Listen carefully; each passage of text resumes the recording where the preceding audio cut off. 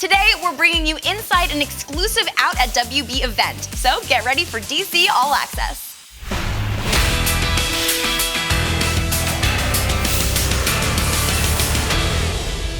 Hey guys, I'm Whitney Moore, and this week we've got brand new issues of some of DC's most essential titles. The Superman theory is threatening to tear the world apart in Jeff Johns' latest opus, Doomsday Clock.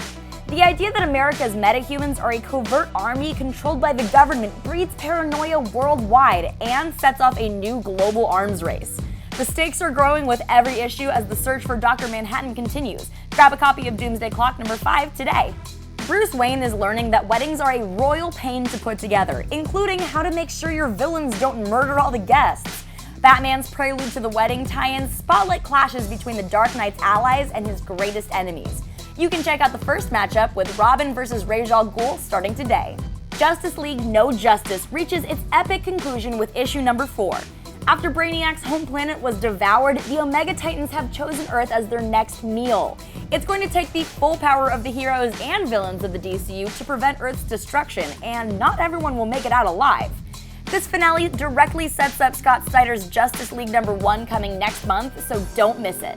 That's a preview of Doomsday Clock number 5, and here is the full list of new DC titles on shelves this week.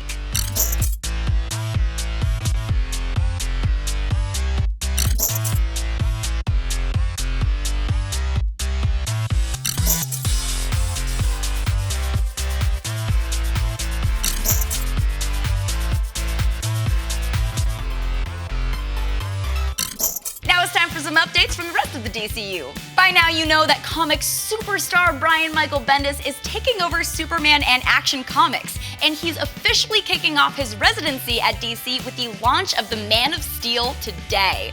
We'll give you a chance to digest the events in issue number 1, and we'll be back next week for an in-depth chat with Bendis himself. In video game news, Warner Bros. Just dropped a trailer for a new LEGO game that lets you play alongside iconic villains from the DC Pantheon. Stay tuned for more information coming out at E3.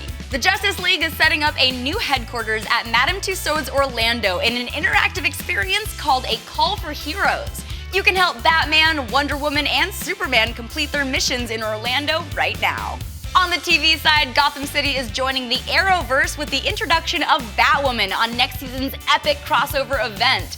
Mark your calendars for Batwoman's live-action debut this December on the CW.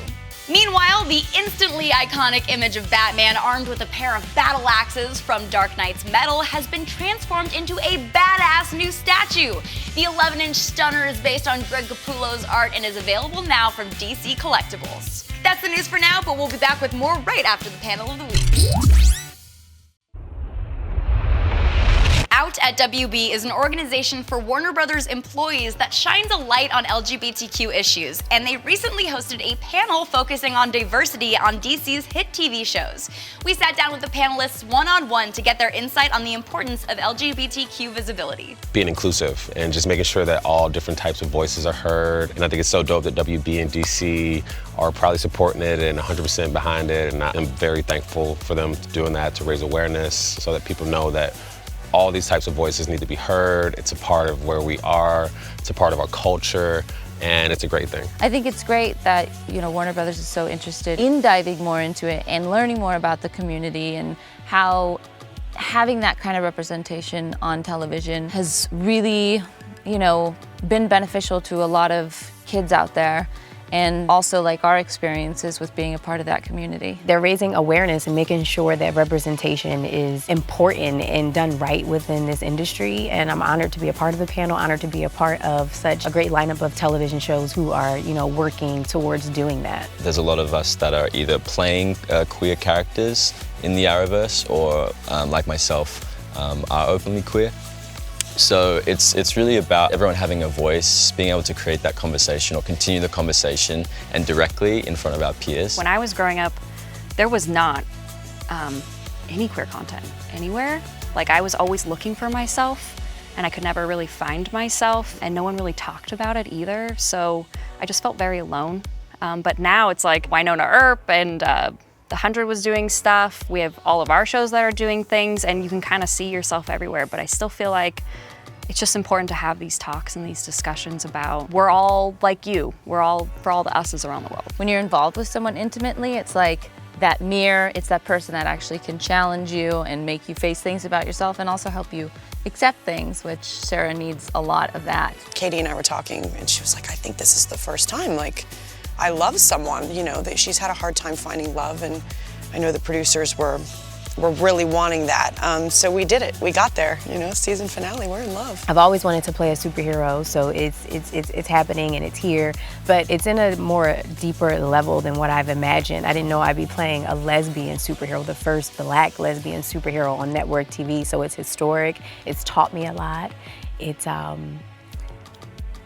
I've become an advocate for the LGBTQ community without even really knowing that I was going to be stepping into. So it's been very fulfilling. It was just about seizing that opportunity of having a young Black superhero. In the comic books, Wally West had, for majority of the time, been portrayed as Caucasian. And that changed in the New 52, and then when we had it for the live action show. So that was definitely something that wasn't lost on a lot of people. And, you know, we were met with multiple different responses, but ultimately support. So me and the other women on all of these DC TV shows, we got together doing the crossover episodes and just started talking a lot, and we came up with this idea to start something called She-thority, which is like a female empowerment global online platform. We have an Instagram and we're starting a website that's going to be article-based, and basically it's just about creating a sense of community so that other women or anyone who identifies as a woman or even has like a feminine side to them they want to embrace is able to go there and help share everything that they've learned, and so that we can learn from each other and kind of hopefully like miss a lot of pitfalls and just support the idea of women supporting each other instead of having to be like pinned against one another. The thing I want to get across is a sense of normalcy, right?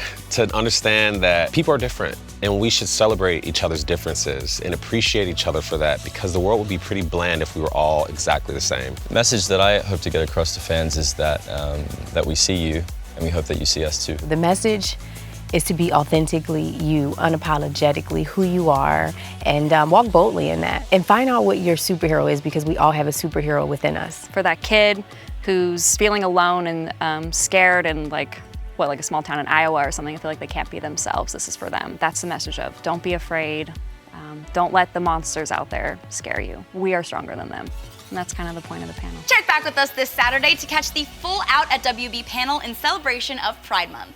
Before we go, we've got a DC CoverGirl Supergirl statue, plus copies of Supergirl Being Super and the Man of Steel #1, and we are giving them all away to one of you.